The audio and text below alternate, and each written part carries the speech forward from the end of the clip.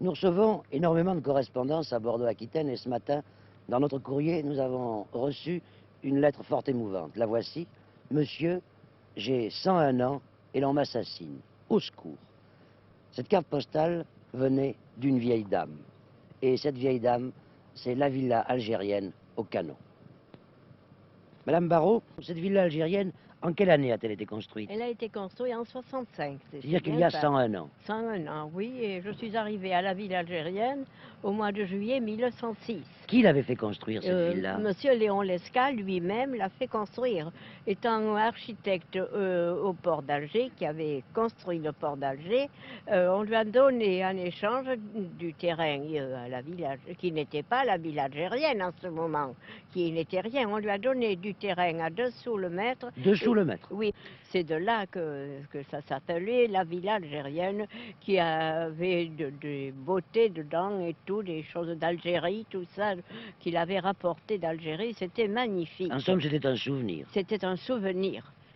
Et vous-même, vous y avez beaucoup vécu dans cette villa? Je venais tous les jours faire le ménage, soit faire les chambres, balayer, lisser, repasser, laver le linge, faire la cuisine et tout.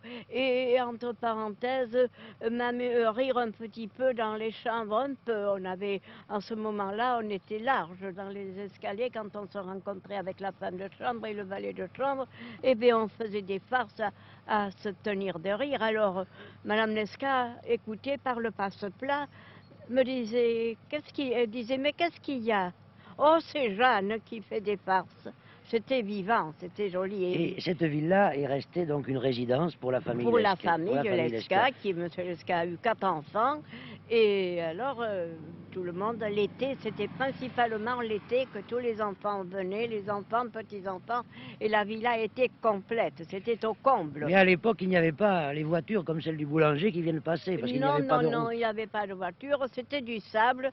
Les fournisseurs venaient avec des chevaux, et ils arrivaient le matin avec 2 chevaux, et puis en avant 2, c'était magnifique quand même, c'était joli, mais enfin, ce n'était pas du tout comme maintenant. Et il y avait aussi, je crois, autour de cette ville algérienne, beaucoup de mimosas. Beaucoup, une forêt de mimosas, dont j'ai vendu du mimosa, dont il venait des promeneurs d'Arcachon avec des marins qui prenaient des marins à Arcachon. Ceci était magnifique, monsieur. Il a accosté ici, il y avait le ponton. Qui est maintenant démoli. Qui est démoli, qui n'ont pas eu l'idée de faire démolir. Il y avait ce ponton, cette arrivée et ce départ de Mimosa, et les marins étaient contents. Ils gagnaient beaucoup d'argent, les marins d'Arcachon. Il y avait des messieurs Beaupuis, des messieurs Boron, tout ça qui arrivait. Et on ajoutait la jardinière. Voilà la belle jardinière, qui n'était pas belle, mais qui les recevait avec bon accueil. La jardinière, c'était Jeanne Barrault. Jeanne Barrault, alors parce que mon mari était jardinier, et l'hiver, et même à la saison, je l'aidais à travailler. Je n'étais pas toujours dedans à la villa. Quand j'avais fait le travail, il y avait du travail au jardin. Nous avions un jardin magnifique où il y avait une allée de roses et de tous les légumes que l'on pouvait voir. Il y avait l'agrément, l'utile et l'agréable.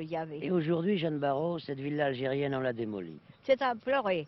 Je ne peux pas le croire. Si M. Léon Lesca était arrivé avec une canne, ils les auraient tous battus.